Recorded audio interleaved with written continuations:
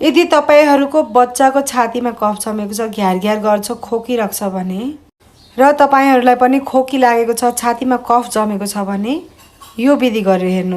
अदुवालाई ताछेर कुट्ने र अदुवा र तोरीको तेल बराबरी हुनुपर्छ।